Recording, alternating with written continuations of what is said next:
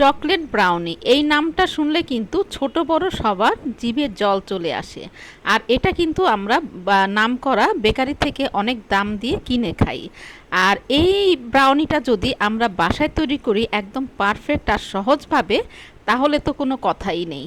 আমার প্রিয় ভিউয়ার্স, আসসালামু আলাইকুম। কেমন আছেন আপনারা সবাই? আশা করি সবাই মহান আল্লাহ তাআলার রহমতে ভালো আছেন। আলহামদুলিল্লাহ আমিও ভালো আছি। তাই তো আপনাদের মাঝে ফিরে আসলাম চুমকি রান্নাঘর থেকে। আর চুমকি রান্নাঘর মানে তো আপনাদের রান্নাঘর। তো চলেন এই ব্রাউনি রেসিপিটা আমি কিভাবে তৈরি করেছি আপনাদের সাথে শেয়ার করি। তো দেখতেই পাচ্ছেন একেবারে কম উপকরণ। এখানে আমি আধা কাপ কোকো পাউডার নিয়েছি, আধা কাপ নিয়েছি ময়দা, আর আধা কাপ নিয়েছি চিনি।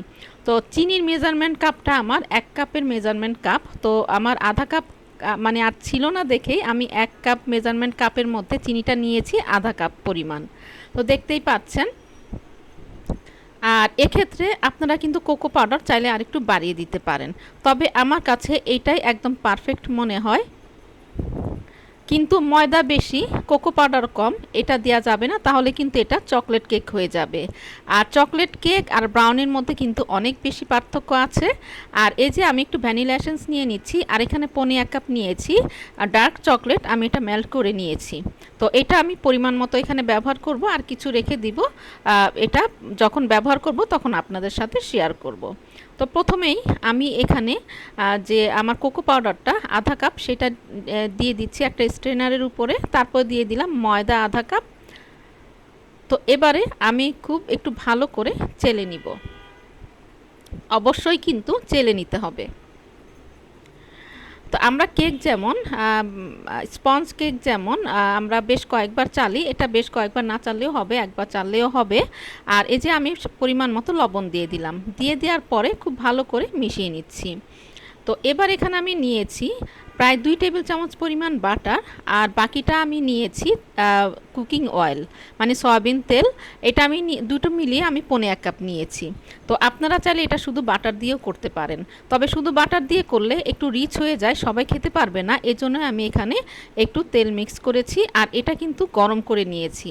গরমটা মানে খুব ভালো করে গরম যেটা হয়, মানে আপনি হাত ডুবাতে পারবেন কিন্তু বেশিক্ষণ ডুবিয়ে রাখতে পারবেন না, সেই গরমটা নিয়েছি।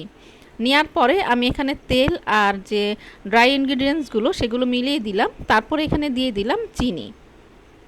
চিনিটাও কিন্তু আমি এখানে আধা কাপ পরিমাণ দিয়েছি। তারপরে খুব ভালো করে নেড়ে নিচ্ছি। এরপরে আমি এখানে 2টা ডিম ব্যবহার করব, একটা একটা করে, একসাথে 2টা ডিম দিব না। তো একটা ডিম দেওয়ার পরে দেখবেন এটা ঘন হয়ে আসবে, আর যে মিক্সচারে এটা লেগে যাবে। তো তখন ভয় পাওয়ার কিছু নেই। যখন আমরা এখানে মেল্ট করা চকলেট ঢেলে দিব, মিশাবো, তখন কিন্তু এটা আবার একদম নর্মাল হয়ে আসবে। তো দেখতে পাচ্ছেন ডিমটা দেওয়ার পর আমার মিশ্রণটা কিন্তু অনেকটাই ঘন হয়ে গিয়েছে।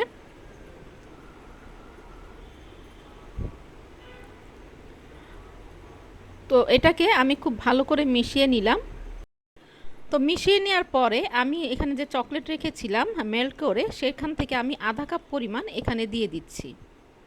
তো দিয়ে দেওয়ার পরে এটাকে আমি খুব ভালো করে মিশিয়ে নিব। আর মিশিয়ে নেওয়ার পরেই দেখবেন আমার যে বেটারটা, যে ব্রাউনির যে বেটারটা হয় ঠিক সেরকম হয়ে গিয়েছে। তো এই যে মেশাতে মেশাতে কিন্তু আমার যে ব্রাউনের ডোটা একদম পারফেক্ট হয়ে গিয়েছে। দেখেন স্ট্রাকচারটা ঠিক এরকম এসেছে। এবার আমি যেটা করব সেটা হচ্ছে আমি এখানে একটু ভ্যানিলা এসেন্স দিয়ে দিব। এখানে আমি ভ্যানিলা এসেন্স দিয়েছি প্রায় আধা চা চামচ পরিমাণ। দেওয়ার পরে খুব ভালো করে মিশিয়ে দিব। আর এখানে আমি ব্যবহার করব হাফ পিঞ্চ মানে 1 চিমটির অর্ধেক। আমি এখানে নিয়েছি খুবই কম পরিমাণে বেকিং পাউডার। একদমই বেশি দেওয়া যাবে না, কারণ যে ব্রাউনি কিন্তু একটু শক্ত টাইপের হয়। এটা কিন্তু যে চকলেট কেক বা স্পঞ্জ কেক অথবা পাউন্ড কেকের মতো ফ্লপি হয় না। অবশ্যই কিন্তু আমি যতটুকু দিয়েছি ঠিক ততটুকুই আপনারা আপনাদের পরিমাণ মতো দিবেন। যখন আপনাদের পরিমাণে বেশি থাকবে সেই অনুযায়ী একটু বাড়িয়ে দিবেন, একটু কমিয়ে দিবেন, এটাই। এখন আমি যেটা নিয়েছি সেটা হচ্ছে স্কোয়ার একটা মোল্ডের মধ্যে আমি বাটার পেপার বিছিয়ে দিয়েছি। আর যে ব্রাউনি যখন আপনারা তৈরি করবেন তখন কিন্তু অবশ্যই বাটার পেপারটা বিছিয়ে দিবেন, না হলে কিন্তু ব্রাউনিটা যেহেতু একটু হার্ড হয় সেটা কিন্তু বের করতে গেলে একটু ভেঙে যাওয়ার সম্ভাবনা। তারপর আমি এখানে আমার বেটারটা এখানে ঢেলে দিয়েছি। তো ঢেলে দেওয়ার পরে আমি যেটা করব সেটা হচ্ছে একটা স্প্যাচুলা দিয়ে আমি যে কর্নারগুলো আছে সেগুলো কভার করে দিব। না হলে দেখা যায় মাঝখানটায় অনেক মানে উঁচু হয়ে থাকে আর কর্নারগুলোতে কিন্তু একদম একটু পাতলা হয়ে থাকে, তখন কিন্তু সাইডে যে কর্নারগুলো সেগুলো কিন্তু একটু শক্ত হয়ে যায়। এটা যে কোনো কেকের ক্ষেত্রেই।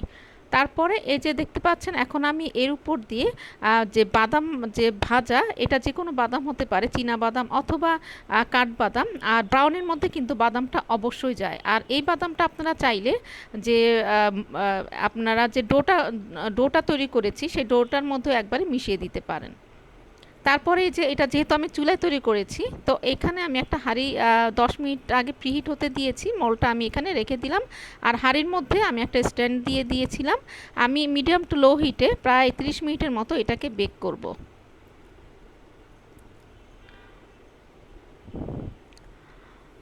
তো এখানে আমার প্রায় 35 মিনিটের মতো লেগেছে, তো আপনাদের একটু কম বেশি লাগতে পারে। তো এটা আমি আপনাদেরকে একটা মানে টুথপিক দিয়ে দেখাচ্ছি। এটা কিন্তু একদম পারফেক্টভাবে কুক হয়ে গিয়েছে। তো এটা আমি নামিয়ে নিয়েছি। তো নামিয়ে নেওয়ার পরে আমি এটাকে আরেকটা প্লেটে ট্রান্সফার করব, কারণ যে মোল্ডে আছে সেই মোল্ডের নিচের অংশটা কিন্তু একদমই গরম। তো এখানে রাখলে দেখা যাবে যে নিচেরটা একটু হার্ড হয়ে যাওয়ার সম্ভাবনা, যার জন্য আমি আরেকটা প্লেটের মধ্যে আমি এটাকে ট্রান্সফার করে দিলাম। আর দেখেন বাটার পেপার দেওয়াতে কিন্তু কত সহজে সাইডগুলো একদম মানে ছেড়ে এসেছে।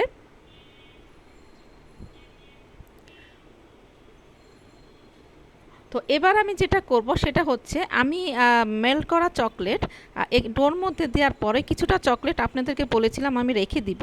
তো সেই চকলেটটা আমি একটা পাইপিং ব্যাগে ভরে এটার উপর দিয়ে একটু ছড়িয়ে দিচ্ছি, যেভাবে আমরা বেকারির থেকে যে ব্রাউনিগুলো থাকে সেগুলোর উপরে যেরকম একটু জিগজ্যাগ করে একটু ডিজাইন করা থাকে, আমি ঠিক সেভাবেই একটু করে নিয়েছি। তো এখন আমি যে প্লেটে সার্ভ করব সেই প্লেটে আমি আবার এই ব্রাউনিটাকে এটাকে আমি এই প্লেটে আবার নিয়ে নিলাম, ট্রান্সফার করে নিলাম। এবারে কিন্তু কেটে দেখানোর পালা। আর আমরা যেমন কেকটা একটানে কেটে ফেলি, ব্রাউনিটা কিন্তু একটানে কাটা যাবে না, থেমে থেমে কাটতে হবে। তো আমি যেভাবে কাটছি ঠিক সেভাবেই করতে হবে। আর আমি আমার পছন্দ মতো শেপে কেটে নিচ্ছি, আপনারা আপনাদের পছন্দ মতো মানে যে কোনো শেপে কেটে নেবেন। তো দেখতে পেরেছেন আমার ব্রাউনিটা কতটা পারফেক্ট হয়েছে, আর দেখতে কিন্তু একেবারেই যে আমরা যে নামি দামি ব্র্যান্ডের বেকারি থেকে যে ব্রাউনিটা কিনে খাই ঠিক সেরকমই হয়েছে। তো দেখেন আর এগুলো কত সহজে উঠে আসছে ব্রাউনিটা। তো একটা ব্রাউনি আপনাদেরকে আমি নিয়ে দেখাচ্ছি। তো দেখেন কতটা পারফেক্ট হয়েছে। তো আশা করি আপনাদের ভালো লেগেছে। আর ভালো লাগলে তো চুমকি রান্নাঘরের সার্থকতা। আর চুমকি রান্নাঘর মানে তো আপনাদের রান্নাঘর। মনের মাধুরী মিশিয়ে রান্না করবেন, নিজে খাবেন, প্রিয়জনকে খাওয়াবেন, আর অবশ্যই আমার এই ব্রাউনিটা ট্রাই করবেন। আল্লাহ হাফেজ।